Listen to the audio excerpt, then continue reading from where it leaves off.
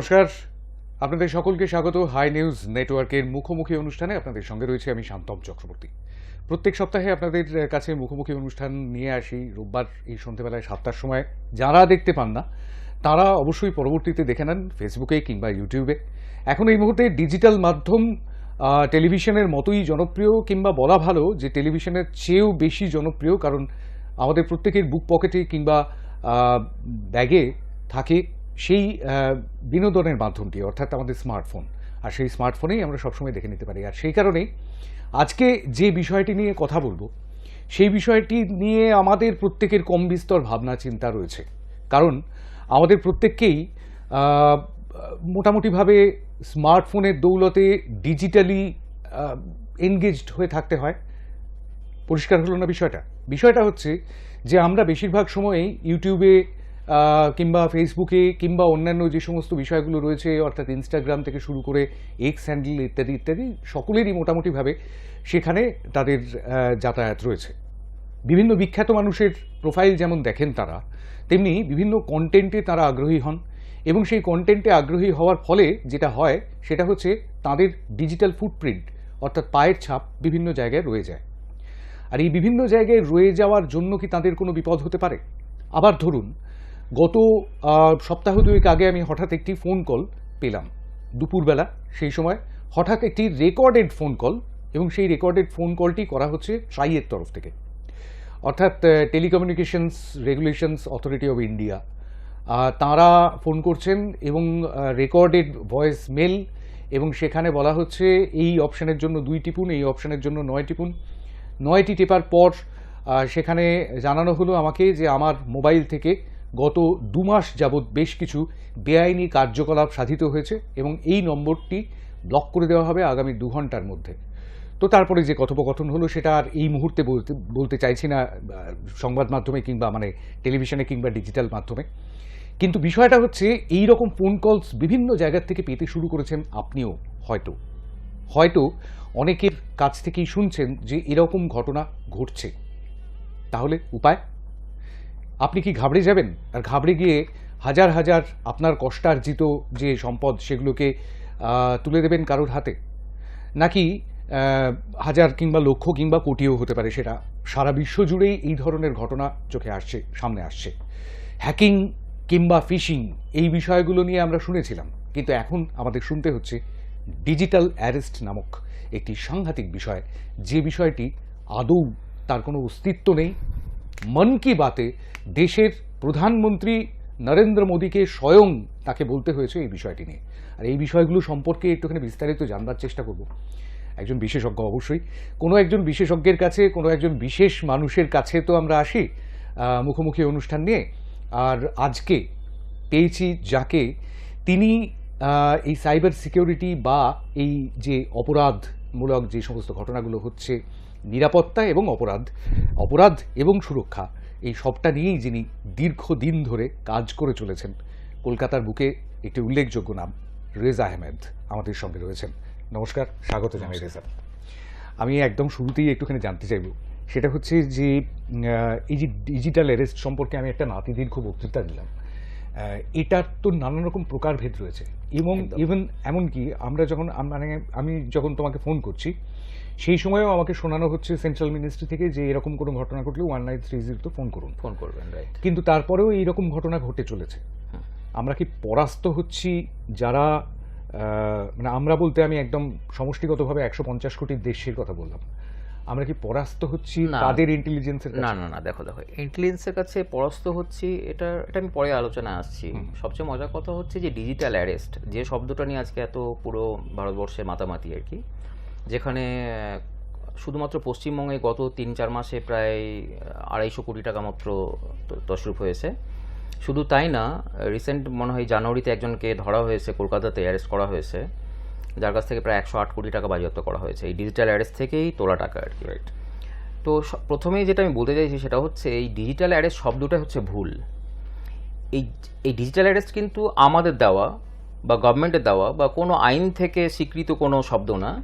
এটা হচ্ছে এই শব্দটা দিয়েছে অ্যাকচুয়ালি ক্রিমিনালরা, যে আপনাকে ডিজিটাল অ্যারেস্ট করা হবে। জানি না এটা কোন অভিধান থেকে শব্দটাকে বার করেছে। তো তো ডিজিটাল অ্যারেস্ট কিন্তু খুব স্বাভাবিক ব্যাপার, এরকম ধরনের কোনো শব্দ আমরা শুনিনি, বা এই ধরনের কখনো অ্যারেস্ট হয়ও না। ভার্চুয়ালি কাউকে কখনো পুলিশ অ্যারেস্ট করে না, বা কোনো রকম সমন পাঠায় না, বা ওয়ারেন্ট পাঠায় না।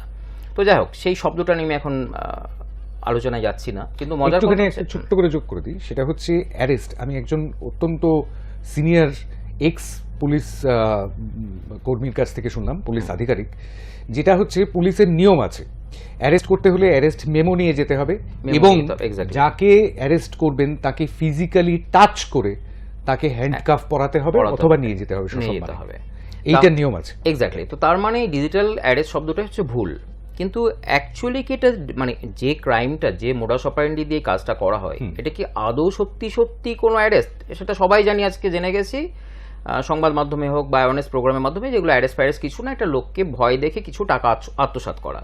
তাহলে প্রথম কথা এখানে যে এটা কিন্তু আদৌ কোনো সাইবার প্রতারণা না।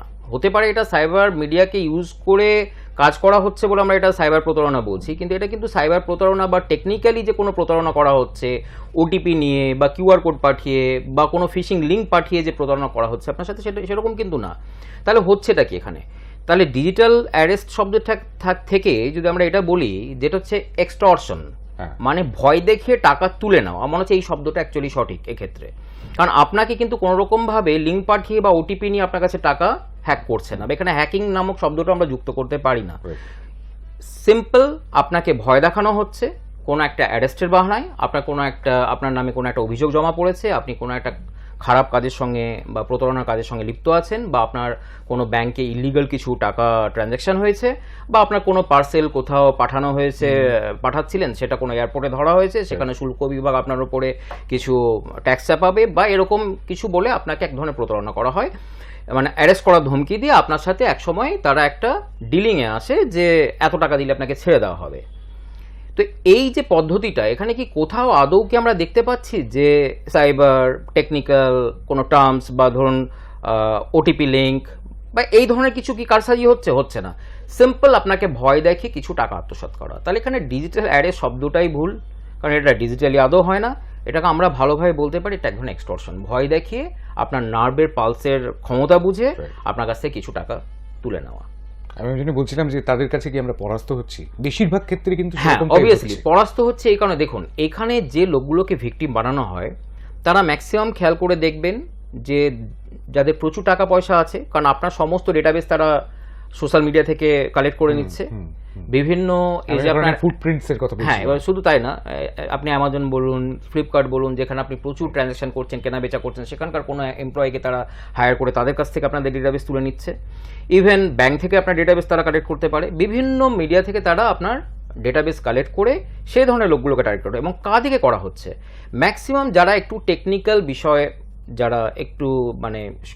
যারা টেকনিক্যাল মানে নন টেকনিক্যাল লোক, এই ধরনের লোক, বা ধরুন যাদের প্রচুর টাকা পয়সা আছে অথচ জানে যে লোকটা একটু ইলিগালি কিছু টাকা পয়সা আত্মসাৎ করে, মানে যার পুলিশ প্রশাসনে ভয় আছে, যেখানে সহজেই পুলিশের নাম বললেই চট করে কিছু টাকা দিয়ে দিতে বাধ্য। তাহলে এই ধরনের লোকগুলোকে টার্গেট করা হয়। আর যারা প্রৌঢ়া, একটু বয়স্ক যারা লোক, তাদেরকে এই ধরনের মানে ভিকটিম বানানো হয় এই ধরনের কাজে। তো সেই জন্য আমরা পরাস্ত হতে বলছি, মানে 150 কোটি লোক কিন্তু এখানে পরাস্ত হয়নি, খুব সামান্য সংখ্যক, কিন্তু হলেও অ্যামাউন্টটা খুব বড়। দেখুন, আগে যে ক্রাইমগুলো হতো, এই যে সাইবার কি বলে জামতারা গ্যাং থেকে যেসব আমরা ক্রাইমগুলো শুনতাম বা তাদের যে মোডাস অপারেন্ডি ছিল, তাতে কিন্তু 10,000 20,000 থেকে কয়েক লাখ টাকার মধ্যে সীমাবদ্ধ ছিল। কারণ ওটিপি দিয়ে কত টাকা তুলতে পারবে, কারণ ব্যাংকের মধ্যে একটা লিমিটেশন থাকে যে আপনার একবারে আপনাকে 1 কোটি টাকা চাইলেই ওটিপি দিয়ে আপনি 1 কোটি টাকা তাকে ট্রান্সফার করতে পারবেন না, কারণ ব্যাংক আটকে দেবে, বা আপনার সেরকম সিস্টেম থাকবে যেখান থেকে আপনি টাকা বার করতে পারবেন না। তাহলে সবচেয়ে সহজ উপায় কি? সেই জায়গায় আজকে এই যে আধুনিক পন্থা, ডিজিটাল অ্যারেস্টের নামে যে এখন যে আত্মসাৎ করা হচ্ছে টাকা, সেটা কিন্তু এখন ওই হাজার লাখের মধ্যে সীমাবদ্ধ না, এখন কোটিতে পৌঁছে গেছে। খবর নিয়ে দেখবেন যে হয়তো কোনো এক ভদ্রলোক কাছে কয়েক কোটি টাকা আত্মসাৎ করে নিয়েছে, কারণ এটা আপনাকে বলে, ম্যানুয়ালি বলে, আপনাকে ম্যানিপুলেট করে, আপনাকে ভয় দেখিয়ে টাকাটাকে ট্রান্সফার করে নিচ্ছে কোনো একটা অ্যাকাউন্টে। তাহলে সেখানে অবভিয়াসলি কিছু লোক তো পরাস্ত হচ্ছেই, কিন্তু তার মানে এই না যে আমরা 140 কোটি বা 150 কোটি লোকে আমরা পরাস্ত। তাহলে যারা পরাস্ত হচ্ছে বা যারা ডিজিটাল অ্যারেস্ট সম্পর্কে এত অ্যাওয়ারনেস, একটু আগেই যেরকম বলছিলে, এবং স্বয়ং প্রধানমন্ত্রী মন কি বাতেও বললেন, মন কি বাতও শোনে লক্ষ লক্ষ লোক, সেরকমটাই তো আমরা ডেটাবেস মানে ডেটা পাই। তো সেক্ষেত্রে এত অ্যাওয়্যার করেও তার মানে মানুষকে বোঝানো যায়নি না, এটার জন্য আমাদের আবার একটা অ্যাওয়ারনেস করতে হচ্ছে, তাই কি? না না না না, সেটা ঠিক না। অ্যাকচুয়ালি ব্যাপারটা দেখুন, সাধারণত আপনাকে যে অ্যাওয়ারনেসগুলোতে লোক সাধারণত অ্যালার্ট হয়ে যায়, যেমন ওটিপি রিলেটেড, যে আপনার কাছে কোনো কেউ ওটিপি চাইলে দেবেন না, ব্যাংকিং ডিটেলস দেবেন না, বা আপনি কোনো লিঙ্কে ক্লিক করবেন না, বা কার্ডের নাম্বার দেবেন না, সিভিভি দেবেন না, এসব দেবেন না। এগুলো তো হয়ে হয়ে মানুষ শিখে গেছে, বুঝে গেছে। এই জায়গাগুলোকে আপনি আটকাতে পারেন। কোন জায়গাগুলো আটকাতে পারেন না, কোনগুলো আপনার হাতে নেই। যেমন এই পিএস জালিয়াতি, কিছুদিন আগে খুব জালিয়াতিটা যেটা হচ্ছিল বছর দুয়েক ধরে, এখন একটু কিছুটা কমেছে ব্যাংকের কিছু একটা পার্টিকুলার একটা স্টেপ নেওয়ার পর থেকে। সেটা হচ্ছে যে আপনি জানতেই পারলেন না আপনার ব্যাংকের, স্টেট ব্যাংক অফ ইন্ডিয়া থেকে স্পেশালি আপনার কিছু টাকা বেরিয়ে গেল, যেখানে আপনি না কোনো কাউকে ওটিপি শেয়ার করেছেন, না কাউকে আপনি কোনো আপনার ব্যাংকিং ডিটেলস দিয়েছেন, বা আপনি কোনো ক্রেডেন্সিয়াল দিয়েছেন, তারা টাকা উঠলো কেমন করে। সেটা আপনার অজ্ঞতার কারণে না, এটা আপনার দুর্ভাগ্য যে আপনার টাকাটা বেরিয়ে গেল, কারণ এই টেকনিক্যাল ফল্টগুলো হচ্ছে ব্যাংকের এবং আধার ডিপার্টমেন্টের। তো সেটার সঙ্গে আমাদের কিছু করার নেই। আর আপনি যে জায়গাটা বলছেন যে আমরা হয়তো মানে অ্যাওয়ার্ড না বলে টাকা বেরিয়ে যাচ্ছে, এটা ভুল। এই জায়গাটার ব্যাপারটা একদমই অন্যরকম। সেটা হচ্ছে আপনাকে ভয় পাইয়ে, আপনাকে নার্ভ শিথিল করে আপনার কাছ থেকে কিছু টাকা বার করে নেওয়া। তো সেখানে আপনি যতই আপনি অ্যাওয়ার্ড আপনার থাক না কেন, যখনই দেখবেন একটা ব্যাকড্রপে দেখানো হচ্ছে একটা পুলিশ স্টেশনের ছবি, সেখানে অনেকগুলো পুলিশ বসে আছে, তারা আবার হঠাৎ করে একটা ফোন এলো আপনার কাছে, যে আমি শুরু থেকে বলি, প্রথমে একটা ফোন এলো আপনার কাছে যে আপনার একটা দিল্লিতে একটা পার্সেল আটকানো হয়েছে, আপনি কিছুদিন আগে এটা পাঠাচ্ছিলেন কোথাও, সেখানে কিছু হেরোইন ফেরোইন পাওয়া গেছে। এবার আপনি তো বুঝবেন এটা পুরো আষাঢ়ে গল্প। এবার আপনি ভাবছেন যে না, আমি এরকম কিছু পাঠাইনি, তাহলে হতে পারে আপনার নামে কেউ পাঠিয়েছে, বা আপনার নাম ঠিকানা দিয়ে পাঠিয়েছে। আপনি তো ক্রাইমের আওতায় আসবেনই, কারণ আপনার নাম ঠিকানা দেওয়া আছে, আপনার অ্যাড্রেস থেকে এটা ডিসপ্যাচ করা হয়েছে। এবার আপনি ভাবেন হতেই পারে আমাকে কেউ ফাঁসানোর জন্য করেছে, প্রথমে আপনি এই ধরনের অ্যাড্রেসটাও পরিষ্কার। এবার সঙ্গে সঙ্গে এই ফোনটা যদি কখনো ট্রান্সফার করে দেয়, আচ্ছা শুনুন একটা কাজ করুন, আমাদের সিবিআই ডিপার্টমেন্ট থেকে অমুক আধিকারিক আপনার সঙ্গে কথা বলতে চাইছেন, এইভাবে যদি ফোনটা ট্রান্সফার করে, এবং একটু পরে আপনি একটা ভিডিও কল এলো, আপনি ভিডিও কলটা রিসিভ করলেন আর দেখলেন সেখানে একটা সুন্দর মানে ব্যাকড্রপ, যেখানে দেখা যাচ্ছে বেশ কিছু পুলিশ দাঁড়িয়ে আছে, একটা গোপলা পুলিশ বেশ মোটা ফ্রেমের একটা চশমা লাগিয়ে বিজ্ঞ ভারী গলায় আপনার সাথে কথা বলতে শুরু করলো, এবং পেছনে দেখছেন সুন্দর দুখানা ইন্ডিয়ান ফ্ল্যাগ, অশোক স্তম্ভ, আপনার কি ধারণা হতে পারে? খুব স্বাভাবিকভাবে আপনার ওখানে নার্ভ ঢিলোতে শুরু হবে, যে তার মানে সত্যি সত্যি আমি কোনো একটা ঘেরাটোপে ফেসে গেছি, যেখানে পুলিশ আমার সাথে তদন্ত করতে চাইছে। এবং এরপরে সেটা খুব সাংঘাতিক, ওরা আপনাকে ওখান থেকে ভিডিও কলটা কাটতে বারণ করে, যে আপনি, কারণ ভিডিও কলটা কেটে দিলে আপনাকে কেউ একজন হয়তো মুনিয়ে এসে আপনার মাথার মধ্যে মন্ত্রণা দেবে, আরে এটা ফেক, এটা ছাড়, দুটো গালাগালি করে ছেড়ে দেয়, আমরা এইভাবেই করি আর কি। এবার সেই সময় বলে আপনি যদি ফোন আপনি এই মুহূর্তে ডিসকানেক্ট করেন, আমাদের কোনো কথা না শুনে, কোনো কথা কমপ্লিট না করে, তারপর লোকাল পুলিশ আপনাকে এখনই অ্যারেস্ট করবে, এই একটা ভয় দেখিয়ে দেওয়া হয়। এবার আপনি না ছাড়তে পারছেন না ধরতে পারছেন এই অবস্থায়। এরপরে বেশ কিছুক্ষণ ধরে আপনার একগাদা পুলিশ বিভিন্ন রকমভাবে আপনার মেন্টাল টর্চার করে আপনাকে আপনার নার্ভ ঢিল করে দিয়ে, তারপর আপনাকে হঠাৎ করে কী করবে, একটা ডিল নিয়ে চলে আসবে, যে ঠিক আছে এটা এখানেই থাকবে সীমাবদ্ধ, আপনি একটা কাজ করুন, অমুক একটা অ্যাকাউন্টে কিছু টাকা পাঠিয়ে দিন, আমরা এটাকে উইথড্র করে নিচ্ছি, আপনাকে দিল্লি আসতে হবে না। প্রথম কথা, আপনাকে যখন কেউ বলবে এই কেস হয়েছে আপনাকে দিল্লি আসতে হবে, মুম্বাই আসতে হবে, কানপুর আসতে হবে, অবভিয়াসলি আপনার অবস্থা খারাপ হয়ে যাবে, ওরে বাবা, তারপর দিল্লি যাওয়া, উকিল সেট করা, তো বিশাল টাকার খরচা, যে টাকা আমি খরচা করবো এখানে যদি কিছু দিয়ে আমার নিস্তার পেয়ে যায়। এবং শুধু এই না, আপনার শুধু যে নতুন যে ডিজিটাল অ্যারেস্ট সেটা না, এরকম এখন রিয়েলও কিছু হচ্ছে, যেখানে আপনার দেখবেন Punjab police, Karnataka police, Haryana police জানে, প্রচুর ওয়েস্ট বেঙ্গল লোকের, স্পেশালি আমি দেখেছি পশ্চিমবাংলার লোকের সঙ্গে এটা বেশি হয়, আমি কেন জানি না, হঠাৎ করে একটা ফোন আসবে পুলিশ ডিপার্টমেন্ট, এটা কিন্তু সত্য, এটা কিন্তু কোনো ক্রাইম না, মানে না সরি, এটা কোনো ফেক না, এটা কোনো সাইবার কোনো জালিয়াতি না, রিয়েল পুলিশ স্টেশন থেকে ফোন আসছে, মানে এমনভাবে প্যাচ হয়ে গেছে না ব্যাপারগুলো, যার ফলে মানুষ এখন সন্দেহ করতে শুরু করছে যে কোনটা ঠিক কোনটা বেঠিক। হরিয়ানা পুলিশ থেকে হঠাৎ করে একটা ফোন এলো যে আপনার অ্যাকাউন্টটা ফ্রিজ করে দেওয়া হয়েছে, আপনি দুদিন আগে দেখতে পেয়েছেন যে আপনার ব্যাংক ফ্রিজ হয়ে গেছে, আপনি ব্যাংকের ম্যানেজারের সাথে গিয়ে কথা বললেন, ব্যাংকের ম্যানেজার বললো হ্যাঁ কোনো কারণে হরিয়ানা পুলিশ আপনার ব্যাংকটাকে লক করে দিয়েছে, বা আপনার ডেবিট লক করে দিয়েছে, ডেবিটটাকে ফ্রিজ করেছে, মানে আপনি টাকা তুলতে পারবেন না, ক্রেডিট ঢুকবে বাট তুলতে পারবেন না। এবার আপনাকে ব্যাংকের ম্যানেজারও কোনো তথ্য দিতে পারছে না। দুদিন পরে হঠাৎ করে সত্যি দেখলেন হরিয়ানা পুলিশ থেকে ফোন এলো, এবং ফোনটা আপনি ভেরিফাই করে দেখলেন যে হ্যাঁ ওটা হরিয়ানার পুলিশেরই ফোন নাম্বার। সেখান থেকে বলা হলো যে আপনার এই অ্যাকাউন্টে কিছু টাকা উল্টো পাল্টা জায়গা থেকে ঢুকেছে, বা ইলিগাল কোনো ট্রানজ্যাকশন হয়েছে, আপনার ফ্রিজ করা হয়েছে, আপনি হরিয়ানা অমুক ডিপার্টমেন্টের আমাদের সাথে কথা বলুন। স্বাভাবিকভাবে ওই অ্যাকাউন্টটাকে আনলক করানোর জন্য বা ডেবিট ফ্রিজটাকে আনফ্রিজ করার জন্য আপনাকে রীতিমতো একটা লয়ারকে নিয়ে টাকা পয়সা নিয়ে গিয়ে তাদের সাথে গিয়ে আপনাকে সমস্ত জবাবদিহি দিয়ে আসতে হচ্ছে যে হ্যাঁ না এটা আমার সাথে কোনো ক্রাইম হয়নি, এটা অন্য কোনো কারোর সঙ্গে কোনো ক্রাইম হয়েছিল বলে আমারটা আটকে ছিল, তারপরে আপনি মুক্তি পেয়ে আসছেন, যাতে করে আপনার 1-1.5 লাখ টাকা চলে যাচ্ছে অলরেডি। তো এবং মজার ব্যাপার হচ্ছে এই আমি জানি না এটা কেন এখন অবধি ঘটছে আপনাদের টেলিভিশনের মাধ্যমে, আমি এখনো মানে জানতেও চাইছি, প্রচুর লোকের কাছে যদি কমেন্ট থাকে দিতে পারেন তারা অবশ্যই। হ্যাঁ, সেটা হচ্ছে যে মানে কিভাবে ক্রাইমটা সংঘটিত হয় বা কেন আপনার হঠাৎ করে আপনার অ্যাকাউন্টটাকে ফ্রিজ করা হলো। ধরুন আপনি কোনো একটা মোবাইলের দোকান থেকে কিছুদিন আগে মোবাইল রিচার্জ করেছেন, ওই মোবাইলের দোকানে লোকটা কোনো ক্রিমিনাল না, তার কাছে ধরুন আরেকজন কোনো লোক কিছু টাকা ট্রান্সফার করেছে একটা সিম কেনার জন্য হোক বা মোবাইল রিচার্জ করার জন্য।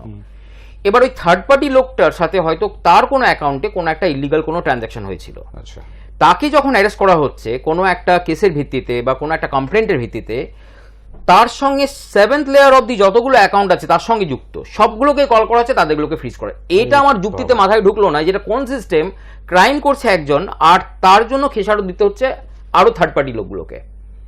তো এটা নিশ্চয়ই এখন অবধি আমার মাথায় ঢোকেনি যেটা কেন হয় বা কেন হচ্ছে বা এটা কি পদক্ষেপ নেওয়া উচিত, বা যখন আদার স্টেট থেকে এ ধরনের কল আসছে তখন ওয়েস্ট বেঙ্গল মানে আমাদের গভর্নমেন্ট কোনো স্টেপ নিচ্ছে কিনা, বা এখানে সেই লোকগুলো যারা এইভাবে ফেঁসে যাচ্ছে অকারণে তারা কার কাছে যাবে, কোন পুলিশের কাছে যাবে, এখন অবধি আমি কোনো সদুত্তর পাইনি। এটা একটা নতুন এটা কিন্তু খুব, এটা একটা দুটো ঘটনা না, আপনার খোঁজ নিয়ে দেখতে পারবেন বা আপনার পুলিশের সাথে বসলেও বুঝতে পারবেন এই ধরনের কেস মানে কলকাতার বুকে কয়েক হাজার হয়ে গেছে অলরেডি। এবং এটা কোনো সাইবার অপরাধ না বা সাইবার ক্রাইম না বা না, এটা লিগাল ঘটনা। কিন্তু কেন কেন এইভাবে লোককে সাধারণ এইভাবে লোককে কেন হ্যারাস হতে হচ্ছে এই ধরনের একটা মারপ্যাচে, আইনি মারপ্যাচে, সেটা আমার মাথায় ঢুকছে না। যাই হোক, সেটা পরবর্তী আলোচনা। কিন্তু এই যে এই ধরনের যখন কলগুলো আসে হরিয়ানা পুলিশ থেকে, পাঞ্জাব পুলিশ থেকে, তখন এবার বলুন তারপরে যদি আরেকটা কল হঠাৎ করে একটা ফেক কল আসে ডিজিটাল অ্যারেস্টের নামে, সে তো ভাবে এটাও বোধহয় সেই একই রকমের কাণ্ড। এবার মানুষ কোথা থেকে বিশ্লেষণ করে দেখবে যে কোনটা অরিজিনাল ছিল আর কোনটা ডুপ্লিকেট, এইটা হচ্ছে সবচেয়ে বড় ব্যাপার। একদমই, শুধুমাত্র সরকারি মন্ত্রক থেকে কলার টিউনের আগে যেরকম করোনার সময় আমরা শুনতে পেতাম কেউ একজন কাশছেন এবং তারপর বলছেন করোনা সম্পর্কে, ঠিক সেই রকমভাবে একটা মেসেজ রেকর্ড করে দিলেই কিন্তু সব দায়িত্ব শেষ হয়ে যায় না। এই যে চক্রটা দীর্ঘদিন ধরে কাজ করছে এবং আরও তার সঙ্গে আনুষঙ্গিক আরও চক্রের কথা রেজা বললেন, এবং সেই সমস্যাগুলোই কিন্তু সাধারণ মানুষকেই পড়তে হচ্ছে।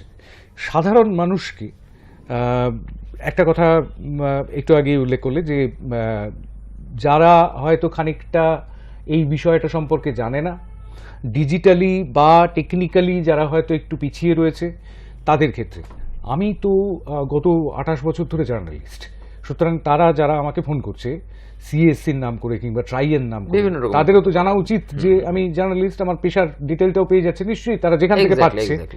সুতরাং আমি যে এইভাবে রিয়্যাক্ট করতে পারি বা আমি নাম্বারটা 1930-তে রেজিস্টার করাতে পারি কিংবা আমি লোকাল সাইবার ক্রাইমকেও জানাতে পারি এই বিষয়টা, এগুলো তো তাদের জানা উচিত। তাহলে তারা কেন করছে? ওদের ডেটাবেসে কি কোথাও ফাঁক ফোকর রয়ে গেছে? মানে কাদের ডেটাবেসে? যেটা জালিয়াত? না না না না, সেটা না, জালিয়াতটা না। দেখুন 1930-তে আপনি কল করছেন না করছেন সেটা আপনার অজ্ঞতা হতে পারে, আপনার গাফিলতি হতে পারে, সামাজিক লজ্জা হতে পারে। ক্রাইম তো একরকমের না। যেমন এক্সটর্শনও হয়, সেক্সটর্শনও হয়, সেক্সটর্শনের মাধ্যমে আপনাকে ফাঁসানো হচ্ছে। সেরকম হয়েছে, একটা ভিডিও কল দিয়ে একটা মেয়ের উলঙ্গ ছবি আপনার সামনে দাঁড়িয়ে গেল, আপনি জাস্ট 2 সেকেন্ডের মধ্যে কথা বলে ফোনটা কাটলেন না কাটলেন, পরবর্তী আপনার কাছে একটা কল এলো যে আপনি কোনো একটা মেয়ের সাথে এরকম ধরনের অপকর্মে লিপ্ত ছিলেন, সেই মেয়েটা বা আপনি তাকে বাধ্য করেছিলেন নুড হতে, সে আত্মহত্যা করেছে, অথবা অমুক থানায় একটা আপনার নামে কেস রেজিস্টার্ড হয়েছে, আপনি ওখানে আসুন, আপনাকে কৈফিয়ত দিতে হবে বা আপনাকে অ্যারেস্ট করা হবে। এইভাবেও হাজার হাজার টাকা আত্মসাৎ করা হচ্ছে। এবার সেই লোকগুলোকে আদৌ 1930-তে যাবে? সম্ভব না। তো এরকম অনেক কিছু আছে যে কারণে মানুষ সাধারণত পুলিশ প্রশাসনের কাছে যেতে ভয় পায়। সেটা সামাজিক লজ্জা হতে পারে, তার কোনো উইক পয়েন্ট হতে পারে, তার কাছেও কিছু হয়তো মানি আছে যেগুলো ইলিগাল, সে নিজেও জানে আমার এগুলো অন্যভাবে ইনকাম করা, যারা আমি কোনো মানে সদুত্তর দিতে পারবো না, আমার কাছে ইনকাম ট্যাক্স থেকে বা কোনো কাজ থেকে কাগজ দেখাতে পারবো না, তাহলে সোর্স ইনকাম আমি না থাকলে সেখানেও ফাঁসতে পারি, সেখানেও তারা চুপে যেতে বাধ্য হয়। একটা হঠাৎ করে দেখা গেল এখন টিচারের অ্যাকাউন্টে যদি দেখা যায় যে 2 কোটি টাকা আছে, তো কোনো একটা কি বলবো কোনো পার্টির হতে পারে একটু দালিল করে ইনকাম করেছে, তার কাছে যদি হঠাৎ করে এরকম কোনো কাণ্ড হয়, সে কি পুলিশের কাছে যাবে? ভাবতে পারেন। আমাদের পশ্চিমবঙ্গে এরকম কত দেখবেন টিচার আছে যারা হয়তো কোনো না কোনো রাজনৈতিক পার্টির সঙ্গে যুক্ত, কোটি টাকা তার ব্যাংক ব্যালেন্স, সে কি কৈফিয়ত দেবে? কোটি টাকা কোথা থেকে এলো? তো তার সাথে যখন কোনো সাইবার ফ্রড হবে, এরকম আমাদের ওয়েস্ট বেঙ্গলে ভুরি আছে, মানে আপনি জাল ফেললেই একটা করে পাবেন, তাদেরও ফিশিং করলে এরকম ধরনের লোকগুলো উঠে আসবে। তো তাদের যদি হঠাৎ করে তাদের অ্যাকাউন্ট সার্চ করে দেখা যায় বা তাদের স্থাবর সম্পত্তি নিয়ে যাবে কয়েক কোটি টাকার মাপ, সেটা টিচারে কত টাকা ইনকাম করে, একটা প্রাইমারি স্কুল টিচার বা হাই স্কুলের টিচার, তো সে তো সদুত্তর দিতে পারবে না। তো তার সঙ্গে যখন এই ধরনের ক্রাইম হবে, তো স্বাভাবিকভাবে সেই লোকটা তো আলটিমেটাম ঘাবড়ে গিয়ে বলে বাবা যাক, যা গেছে যাক, আরও যাক, চুপটি মেরে বসে থাকে, চুপি মিটিয়ে নিতে। এক্স্যাক্টলি। তো এইভাবে হলে 1930 এখানে অকেজো। তাহলে উপায় দেখুন, উপায় হচ্ছে যে প্রথম কথা, উপায় এখন কিছু আর নেই। কেন নেই আমি একটু বলে দিন, আমি ভুলে যাবো ব্যাপারটা। সেটা হচ্ছে, আচ্ছা আমি বলছি যে উপায় মানে কি বলুন তো, আপনি যতই উপায় রাখেন, আমরা এমন একটা সাইবার ওয়ার্ল্ডে বা সাইবার নেটে এমনভাবে আমরা ফেঁসে আছি না, এই উপায় থেকে আপনি বেরোতে পারবেন না। আপনি যতই চালাক চতুর হন আর আপনি যতই ডিজিটালি এক্সপার্ট হন না কেন বা আপনি টেকনিক্যাল ওয়াকাবিহল হন না কেন, আপনাকে কিন্তু ফাঁসতেই হবে এই ধরনের কেসে। কেন? প্রথম হচ্ছে আমাদের খুব ব্যস্ততা জীবন, অফিসের মধ্যে এত ব্যস্ত থাকেন, সেই সময় দুম করে একটা এই ধরনের কল এলে আপনার মাথা জাজ করার ক্ষমতা থাকবে না ওই সময়, যে কোনো ধরনের মনিটরিং ফ্রড হলে, যে কোনটা সত্যি কোনটা মিথ্যে বা সেটা আদৌ ভুলভাল কোনো জায়গা থেকে এসছে কিনা সেটা আপনার যাচাই করার সময় নেই। তাড়াতাড়ি মিটিয়ে নেওয়ার জন্য, তাড়াতাড়ি তড়িঘড়ি কেসটাকে কমপ্লিট করার জন্য আপনারা অনেক সময় ভুলভাল পদক্ষেপ নিয়ে থাকেন বা আমরা নিয়ে থাকি। একইভাবে আমরা সোশ্যাল মিডিয়াতে আজকে এমনই আমরা নিজেদের ভিউয়ার্স বাড়ানোর জন্য হোক বা অন্তরঙ্গতা বাড়ানোর জন্য হোক, এত বেশি ডেটাবেস আমরা শেয়ার করে ফেলেছি ওয়ার্ল্ডে যে আমরা এখন পুরোপুরি উলঙ্গ, আমাদের প্রাইভেসি বলে কিছু নেই। তো আপনার যখন প্রাইভেসি কিছু নেই, আপনার প্রত্যেকটি ডিটেলস আজকে প্রত্যেকটি আপনার মিডিয়ার কাছে আছে, প্রত্যেকটি আপনার কি বলবো সাইটগুলোর কাছে আছে, কর্পোরেটসের কাছে আছে, সোশ্যাল মিডিয়ায় আছে, আপনি যাবেনটা কোথায়? মানে আপনার কিছু যাওয়ার রাস্তা নেই, আপনি যেভাবেই যা করুন আপনার আজকে সবকিছু ওপেন হয়ে বসে আছে, আপনি নিজেই করেছেন। এবার কি হচ্ছে, তাহলে আমি বাঁচবোটা কিভাবে? কিছুটা তো বুদ্ধি করতে হবে, কিছুটা তো আপনাকে স্টেপ নিতেই হবে। সেটা হচ্ছে যে কিছু জিনিস যদি মানুষ মেনে চলে, যে ফার্স্ট থিং হচ্ছে, আমি যেমন সেক্সটর্শনের কথা বলি, একটা ভিডিও কল এলেই কি আমাকে তুলতে হবে? আমার তো এখন নাও মুড থাকতে আমার নিজের ছবি দেখানোর। এখন যদি আমি নিজেকে শো অফ করতে চাই, ভিডিও কলের সামনে একটু তাহলে তুমি ফাঁসবে। ভিডিও কল এলে আগে কাটো। ইভেন যদি বাবা মায়েরও কল আছে, দেখো বাবা আসছে মা লেখা আছে, তাও কাটো। কেন কাটো? ফিশিং কল হতে পারে। রাইট। যতক্ষণ না ভিডিওটা না দেখছো, অপর প্রান্ত থেকে আসে বুঝতে পারছো না, অতএব ফোনটাকে ডিসকানেক্ট করো, করে তাকে কল করো। এটা হচ্ছে সবচেয়ে ভালো মেথড। কল করে দেখো, বাবা কি তুমি আমাকে ফোন করেছিলে? হ্যাঁ ফোন করেছে, তাহলে কথা বলি। আর যদি দেখবে যে ফোনটা করলে বাবা বললো আমি তো ফোন করিনি, ও তার মানে এটা স্পুফ কল, তাহলে কোনো ভয় থাকলো না। অতএব যখন কোনো ফোন আসবে, ফার্স্ট থিং হচ্ছে স্পেশালি ভিডিও কলের ক্ষেত্রে, আগে ফোনটাকে ডিসকানেক্ট করে আগে তাকে ফোন করে দেখো ফোনটা তার কাছে যাচ্ছে কিনা, এটা। দ্বিতীয় হচ্ছে যে কোনো ওটিপি কেউ পাঠালেই আমাকে দিতে হবে, এই ধরনের তো বোকামি করার কোনো মানে নেই। এরকম বোকা মানুষকে আমি দেখেছি, যেখানে ফ্রডস্টার বা ক্রিমিনাল বা প্রতারক বলছে আপনাকে একটা ওটিপি পাঠাচ্ছি, আপনার অ্যাকাউন্টে ডেবিট হবে, অতএব ওটিপিটা বলুন, বুঝো টাকা। তার অ্যাকাউন্টে নাকি ডেবিট হবে। এবার ওটিপি দিলে তো আপনার টাকাটা ওখান থেকে বেরিয়ে যাবে। যখন বেরিয়ে গেল তখন মাথায় হায় হায় আমার লিঙ্কে টাকা গায়েব, বড় বড় হেডলাইন চলে এলো। এগুলো থেকে বাঁচতে হবে। থার্ড থিং হচ্ছে, যখন তখন আমি যার তার সাথে বন্ধুত্ব করা, ফেসবুকে বা কেউ একজন ফ্রেন্ড রিকোয়েস্ট পাঠালো, আমি তাকে ক্লিক করে দিলাম, এগুলো থেকে বাঁচতে হবে।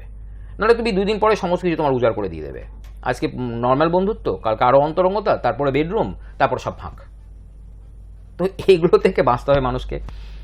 আর চতুর্থ আমি বলবো যে এই এটিএম ফেটিএমগুলোর ক্ষেত্রে, যেহেতু স্কিমিং বা সিমিং এগুলো হতেই থাকে এখনও, তো সেই ক্ষেত্রে যখনই আমি এটিএমে যাবো করবো, সেখানে যেন আমার পাশে 2-1 লোক থাকে, নির্জন জায়গায় গিয়ে কাজ করব না, আগে গিয়ে এটিএম মেশিনটাকে একটু পরখ করে দেখবো যে ওখানে কিছু ঢোকানো আছে কি না। এইসব জিনিসগুলো কিছু জিনিস সবসময় একটু অ্যালার্ট থাকা উচিত। বা বিভিন্ন রকমের এই যে দেখবেন অনেক সময় ইয়ে থেকে কি বলে ওগুলো, যে অ্যামাজন বা ফ্লিপকার্ট এগুলো থেকে কল এলো, তাদের এমপ্লয়িরা ফোন করে বললো যে আপনার একটা অ্যাকাউন্ট না, আপনার তো একটা রিটার্ন ছিল ম্যাডাম, রিটার্নটা তো এই কারণে আটকে গেছে, আপনি একটা কাজ করুন, ওখানে আপনার 5 টাকার একটা ডিউ আছে, ওটা ক্লিয়ার করে দিলে আপনার রিটার্নটা চলে যাবে। এই ধরনের দেবেন কল আসে দুমদাম, বা আপনি হেল্পলাইনে ফোন করুন, এরকমও কল আসে। এবার আমরা কি করি সাধারণত এই ধরনের জিনিসগুলো থেকে বাঁচার জন্য, বা যে কোনো ব্যাংকের কোনো রকম হঠাৎ করে কোনো ধরো আমার ক্রেডিট কার্ড ব্লক হয়ে গেল, বা হয়তো দেখা গেল রাত্রেবেলা আমি কোনো কিছু পারচেজ করতে যাচ্ছি, আমার টাকা ট্রান্সফার হচ্ছে না, আমি হেল্পলাইন সার্চ করতে গেলাম, আমি দেখলাম একটা SBI এর হেল্পলাইন দেখাচ্ছে 180000 সামথিং, আমি দুম করে ফোন করলাম, তার কাছে হেল্প করতে গিয়ে দেখলাম আমার টাকা বেরিয়ে গেল। তো আমাকে দেখতে হবে যে ওই হেল্পলাইন নাম্বারটা আমি কোথা থেকে নিচ্ছি। আনঅথরাইজ কোনো ওয়েবসাইট থেকে বা আননোন কোনো ওয়েবসাইট থেকে না, রিয়েলি আমি SBI ব্যাংকের সাইট থেকে হেল্পলাইনটা নিচ্ছি, এগুলো আমাকে খেয়াল রাখতে হবে। একটা দুম করে গুগলে একটা হেল্পলাইন পেয়ে গেলাম, আমি দুম করে সেই নাম্বারটাতে কল করে দিলাম, এগুলো থেকে বাঁচতে হবে। তো আমার মনে হয় এই ধরনের ছোটো ছোটো ছোটো ছোটো যে স্টেপগুলো নেওয়া হয়, মানুষ কিছুটা তো সুরক্ষিত থাকবে, আমি বলবো না পুরোপুরি সুরক্ষিত, কিন্তু কিছুটা সুরক্ষিত। হ্যাঁ, তবে একটা জিনিস আমি দাবা করে বলতে পারি, সেটা হচ্ছে যে কথাই বলে সবাই যে আমার ফোন হ্যাক হয়ে গেল বা ফোন হ্যাক করে নিচ্ছে, এই ফোন হ্যাকটা কিন্তু এত সহজ না। তাহলে আমারও ফোন কেউ হ্যাক করতে পারে।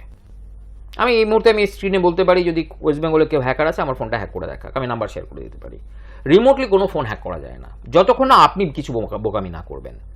সে একটা লিঙ্ক পাঠালো, আপনি লিঙ্কটাতে ক্লিক করলেন, আপনাকে কিছু ক্রেডেন্সিয়ালের জন্য আপনাকে চাওয়া হলো বা হয়তো কোনো অ্যাক্সেসকে গ্রান্ট করতে বলা হলো, সেগুলো যখন আপনি ওকে ওকে করে দিলেন তখন আপনার মোবাইলটা হ্যাক হবে। তারও ইয়েস করলেন, সবই তো হ্যাক হলো, তাছাড়া কিন্তু হবে না। তো দূর থেকে রিমোটলি কখনো ফোন হ্যাক করা যায় না। তবে বোধহয় আছে না, আমি আরেকটা ছোট জিনিস সংযোজন করে দিই আমি এখানে, আছে কিছু আমাদের গুগল প্লে স্টোরেরও দোষ আছে। কিরকম দোষ আছে? ডেভেলপারদের না জাজ করে, যে ডেভেলপাররা কোথাকার বা এরা কতখানি অথরাইজড বা কোনো কোম্পানি হয়ে কাজ করছে কিনা, এদের কোনো সংগঠন আছে কিনা বা সংস্থা আছে কিনা, বা এদের কোনো ব্র্যান্ড কোম্পানি আছে কিনা, এ ISO সার্টিফাইড কিনা, এইসব না দেখেই যে কোনো এখন ডেভেলপার গুগলে যে কোনো সফটওয়্যার আপলোড করতে পারে। রিসেন্ট দেখবেন একটা খুব ভালো স্ক্যাম বেশ কিছুদিন ধরে হয়েছে, যেটা হচ্ছে লোন বক্স বা লোন ট্র্যাপ। তো এইটাতে দেখবেন, এটাতে আপনাকে জাস্ট একটা লোনের জন্য কল এলো যে ম্যাডাম আপনাকে 5,000 টাকা লোন দিতে পারি উইদাউট মর্গেজ। আপনি রাজি হয়ে গেলেন, আপনাকে বলা হলো যে আপনি গুগল প্লে স্টোরে যান, একটা অ্যাপস আপনি ডাউনলোড করে নিন, ওখান থেকে কিছু টাকা আপনি লোন পেয়ে যাবেন, ওখানে গিয়ে ফিল আপ করে দিন কিছু। আপনার ক্রেডেন্সিয়ালগুলো ফিল আপ করলেন, দেখলেন কিছুক্ষণের মধ্যে টাকা চলে এলো আপনার ব্যাংকে, 5,000 টাকা বা 10,000 টাকা চলে এলো। স্টুডেন্ট বা যাদের সীমিত আয় বা যারা এখনও বাবা মায়ের হাত তোলায় বেঁচে আছে, যেসব বাচ্চারা, তারা এই ধরনের ট্র্যাপগুলোতে বেশি পড়ে। সঙ্গে সঙ্গে কী করছে, তাদের অ্যাপসটা ডাউনলোড করছে, করে ওখানে তাদের ক্রেডেন্সিয়ালগুলো দিচ্ছে। সেখানে কি দিতে হয়? বেশি কিছু দিতে হয় না, শুধুমাত্র ব্যাংকের অ্যাকাউন্ট দিতে হয়, অ্যাকাউন্ট নাম্বারটা দিতে হয়, ব্যাংকের নাম অ্যাড্রেস দিতে হয়, ওখানে OTP শেয়ার করতে হয় না, কিচ্ছু করতে হয় না। কিন্তু মজার খেলাটা দেখুন, দিলেন, আপনি লোন পেয়ে গেলেন, 10 মিনিট পরে একটা ফোন আসবে গালাগালি দিয়ে, এই যে গালাগালি দিয়ে একটা ফোন করবে এবং একটা অ্যাবিউজিং শব্দ দিয়ে আপনাকে করবে, সম্বোধন করে বলবে যে তুমি 5,000 টাকা নিচ্ছ, এক্ষুনি 50,000 টাকা আমার এখানে লোড করে দাও, না হলে তোমার এই যে কন্ট্যাক্ট লিস্ট দেখছো, আপনাকে দেখলাম কিছু কন্ট্যাক্ট লিস্টও পাঠিয়ে দিল আপনার, আপনি অবাক হয়ে যাবেন আমার কন্ট্যাক্ট লিস্ট পেলো কোথায়, কারণ আপনি যখন অ্যাপটা ডাউনলোড করেছেন সমস্ত ওকে করে দিচ্ছে। তার গ্যালারির সমস্ত ছবি থেকে কিছু নুড ছবি বানানো হয়েছে, ফেক কিছু ডক্টরিং ছবি বানানো হয়েছে, সেগুলো আপনাকে পাঠানো হয়েছে, এগুলো তোমার সমস্ত বন্ধু বান্ধবকে আমরা ডিস্ট্রিবিউট করে দেবো। বা দেখা গেল কোনো একটা ছেলের সাথে মিশিয়ে তার একটা নুড ছবি তৈরি করে সেটা নিয়ে আপনাকে ধমকি দিয়ে আপনার কাছে কিছু টাকা এটা নিল। তার মানে কি হলো, এটাও কিন্তু এক ধরনের সেক্সটর্শন। টেকনিক্যাল ফলটা কার? মানুষের না, আপনারও না, কারো না, ওই মেয়েটারও না, কার? এটা সম্পূর্ণ গুগলের। এবার এটার জন্য কে ফাইট করবে? এই জায়গাটাতে মানে হ্যাক না করেও আপনাকে ব্ল্যাকমেল করা হচ্ছে। হ্যাক করা হচ্ছে না, অবভিয়াসলি আপনার ফোনে তো কিছু তারা ডেটা তুলে নিতে পারছে, হ্যাক করে হয়তো আপনার টাকা পয়সা চুরি করতে পারেনি, কিন্তু যেহেতু আপনি সব কিছু ক্যামেরা ওকে করে দিয়েছেন, ক্যামেরার তাকে পারমিশন দিয়ে দিয়েছেন, তাকে আপনি আপনার ফাইল বক্সের পারমিশন দিয়ে দিয়েছেন, আপনি তাকে লোকেশনের পারমিশন দিয়ে দিয়েছেন, আপনার গ্যালারি পারমিশন দিচ্ছেন, ও সব পেয়ে গেছে, মাইক্রোফোনের পারমিশন দিচ্ছেন, এভরিথিং। ও প্রত্যেকটা জিনিস আপনার পার্সোনাল জিনিসগুলো নিয়ে আপনার সঙ্গে ব্ল্যাকমেল করতে পারে। তো এইটার জন্য তো আপনি, এই জন্যই বললাম না যে বাঁচার কোনো অ্যাকচুয়ালি রাস্তা নেই, যে আপনি বলবেন যে আমি অ্যাকুরেটলি ভাবে বেশি যাবো, এটা অসম্ভব ব্যাপার। মানে চারদিক থেকে ইভেন আপনি কিছু ব্যাংক আছে যাদের দেখবেন যেখানে হয়তো লোন দেওয়া হয়, আপনি দেখবেন তাদের ডেভেলপাররা, ইভেন আমি HDFC ব্যাংকেরও একটা সাইট জানি, তাদের অ্যাপ HDFC ব্যাংকের ডেভেলপারের নাম নেই, ওখানে অন্য কোনো একটা ইনোটেক বা ইনভোটেক, আমার এখন মনে আসছে না, এরকম একটা কোনো নাম দিয়ে তাই আপনি কেমন করে বুঝবেন যেটা HDFCর অথরাইজড জেনুইন অ্যাপস কিনা? এই ফল্টগুলোকে মানুষ মেটাবে? এখানে মানুষের কোনো দোষ নেই। এবার সেখান থেকে এবার যদি আর একটা HDFC প্যারালালি আর একটা কোনো রকম অ্যাপস দেখেন, আপনি তো নিজে হয়রান হয়ে যাবেন কোনটা অরিজিনাল কোনটা ফেক। এবার তাড়াতাড়ি আপনার কোনো কিছু ব্যাপারে, সেটা ট্রানজাকশনের ব্যাপার আছে, ফেকটাও নিয়ে করতে পারেন, স্ক্যামড হয়ে যেতে পারেন। তো আমার মনে হয় এগুলো বোধহয় একটু ব্যাংকে গিয়ে ব্যাংকিং কর্তৃপক্ষের সঙ্গে কথা বলা, এবার আপনার সেই সময়টা তবে ডাউনলোড করা, হ্যাঁ সেটা সময়টা কোথায়, সময় নাই থাকতে পারে, সেটাই তো বললাম যে এই যুগে এত সোজা না যে আপনি প্রত্যেকটি ফ্রড থেকে বেঁচে যাবেন।